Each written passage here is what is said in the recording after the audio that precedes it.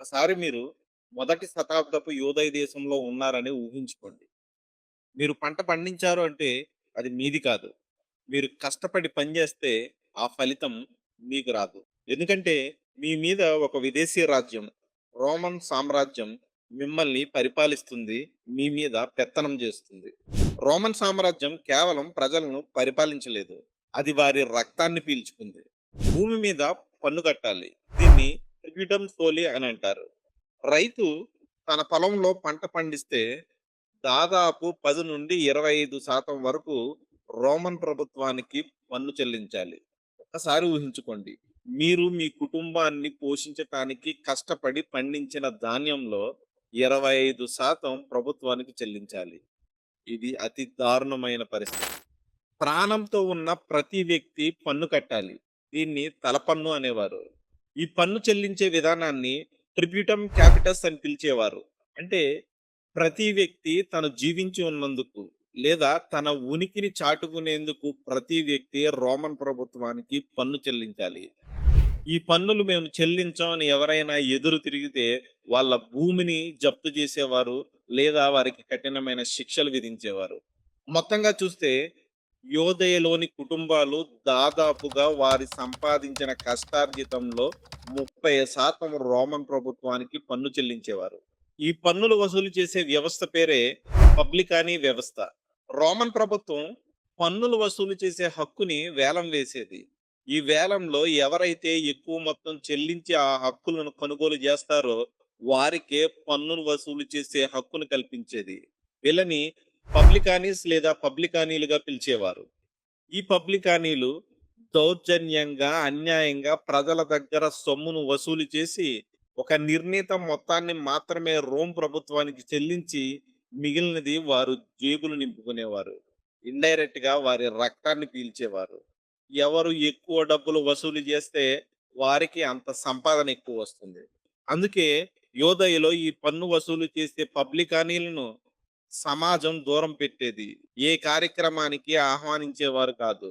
వీళ్ళని సంఘ విద్రోహ శక్తులుగా చూసేవారు. క్రమం తప్పకుండా రోమ్ ప్రభుత్వం జనగణన చేసేది. అంటే జనాభాను లెక్కించేది.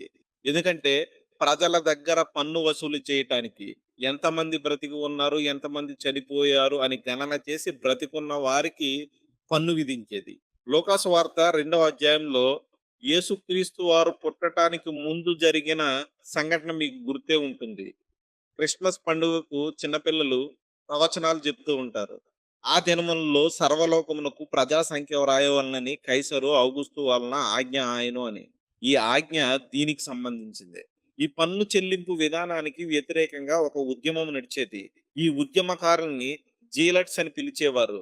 తెలుగు బైబిల్లో జెలోతే అని ఉంటుంది. లూకాసు వార్త 6వ అధ్యాయం 15వ వచనంలో జెలోతే అనబడిన సీమోను అని ఉంటుంది.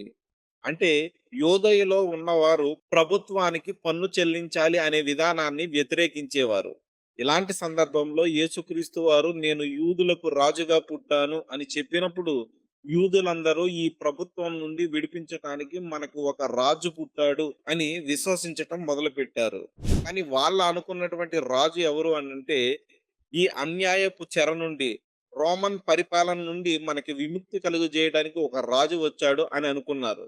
కానీ యేసుక్రీస్తు వారు అక్కడ ఉన్న ప్రభుత్వాన్ని వ్యతిరేకించటానికి ఆయుధం పట్టలేదు. సరికదా?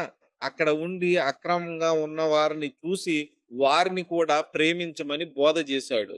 ఈ విధానాలు అక్కడ ఉన్న ప్రజలను తీవ్ర నిరాశకు గురిచేశాయి.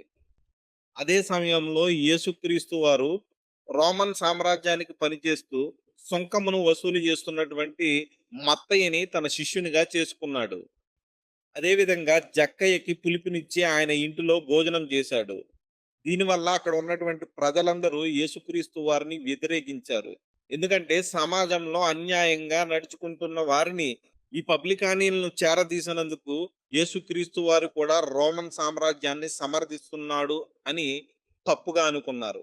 ఇదే సమయంలో అక్కడ ఉన్న కొంతమంది పరిసయ్యులు, హేరోదు అనుచరులు, అక్కడ ఉన్నటువంటి కొంతమంది యూదులు యేసుక్రీస్తు వారిని ఇబ్బంది పెట్టాలని ఒక ప్రశ్న అడుగుతారు. ఇదే మనకు మత్తయి సువార్త 20వ అధ్యాయం 16వ వచనంలో కనబడుతుంది. బోధకుడా, నీవు సత్యవంతుడివై ఉండి దేవుని మార్గము సత్యంగా బోధించుచున్నావనియు నీవు ఎవరిని లక్ష్య పెట్టవనియు మోమాటము లేనివాడవనియు ఎరుగుదుము. నీకేమి తోచుచున్నది? కైసరుకు పన్నిచ్చుట న్యాయమా కాదా? మాతో చెప్పుమని అడుగుటకు హేరోదీయులతో కూడా తమ శిష్యులను ఆయన యొద్దకు పంపిరి. అంటే ఈ సందర్భంలో యేసుక్రీస్తు వారు పన్ను చెల్లించాలి అని చెబితే అక్కడ ఉన్నటువంటి యూదులకు ఆయన వ్యతిరేకగా మిగిలిపోతాడు. ఒకవేళ పన్ను చెల్లించకూడదు అని చెబితే రోమన్ ప్రభుత్వాన్ని వ్యతిరేకించిన వ్యక్తిగా శిక్షింపబడతాడు. ఆ సమయంలో యేసుక్రీస్తు వారు వాళ్ళకి ఆశ్చర్యం కలిగించేటువంటి సమాధానం చెప్తాడు. కైసరువి కైసరికి ఇవ్వండి, దేవునివి దేవునికి ఇవ్వండి అని చెప్తాడు. ఈ జవాబు వాళ్ళని నివ్వెరపరిచింది. ఈ పరిస్థితుల్లో కొంతమంది యేసుక్రీస్తు వారిని అనుసరించారు. కొంతమంది యేసుక్రీస్తు వారిని వ్యతిరేకించారు. వ్యతిరేకించేవారు మాకు రాజుగా వచ్చేవాడు మమ్మల్ని ఈ రోమన్ సామ్రాజ్యం నుండి విడిపిస్తాడు అని వాళ్ళు అనుకున్నారు.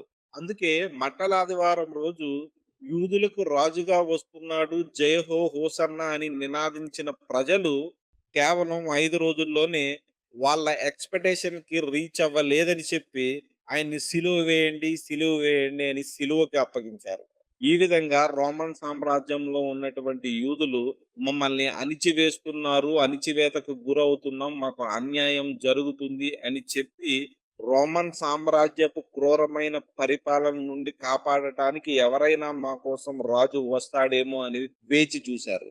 2026 సంవత్సరాల క్రితం జరిగిన ఈ పరిస్థితుల్ని ఇప్పుడు మనం జీవిస్తున్న పరిస్థితులకి ఒక్కసారి అన్వయించుకుంటే, ఆ రోజు యూదులు వాళ్ళకున్నటువంటి ఎక్స్‌పెక్టేషన్‌కి యేసుక్రీస్తు వారు రీచ్ కాలేదు అని చెప్పి ఆయన్ని వ్యతిరేకించారు, సిలువకు అప్పగించారు. ఈరోజు మనం ఏం చేస్తున్నాము అనంటే, మన అవసరాలు తీరట్లేదు, దేవుడు నాకు అన్యాయం చేస్తున్నాడు అని చెప్పి ఆయనకు దూరంగా మనం జీవిస్తున్నాం. మనిషికి ఉన్నటువంటి ఆలోచన వేరు, దేవునికి ఉన్నటువంటి ప్రణాళిక వేరు. అప్పటికి ఇప్పటికి పరిస్థితులు మారాయి, ప్రాంతం మారింది, పాలన మారింది. కానీ మనిషి యొక్క ఆలోచన విధానం అలాగే ఉండిపోయింది. అప్పుల భారం, ఈఎంఐలు, క్రెడిట్ కార్డ్ బిల్లులు, లోన్లు, ఆర్థిక ఆందోళన, రేపటి గురించిన భయం. ఈ పరిస్థితుల మధ్య జీవిస్తున్నటువంటి మనం ఆయన దగ్గర ఏదో ఆశిస్తూ అసలైన నిత్య జీవాన్ని విడిచిపెట్టి అనిశ్చితతో నిత్య జీవానికి దూరంగా జీవిస్తూ ఉన్నాం. రోమన్ సామ్రాజ్యం కూలిపోయింది. కానీ ఆ రోజు యేసుక్రీస్తు చేసిన సువార్త ఇప్పటికీ నిలిచింది. లక్షలాది మంది హృదయాలను మారుస్తుంది. ఈ వీడియో మీకు నచ్చితే లైక్ చేయండి. జైరస్ నెట్వర్క్ అనే ఛానల్‌ను సబ్స్క్రైబ్ చేసుకోండి. మీ అభిప్రాయాలను కామెంట్స్ రూపంలో మాకు తెలియజేయండి. ఈ మాటలు పూర్తిగా విని ఇంతవరకు వీడియో చూసిన ప్రేక్షకులందరికీ జైరస్ నెట్వర్క్ తరపున హృదయపూర్వక వందనాలు తెలియజేస్తున్నాను.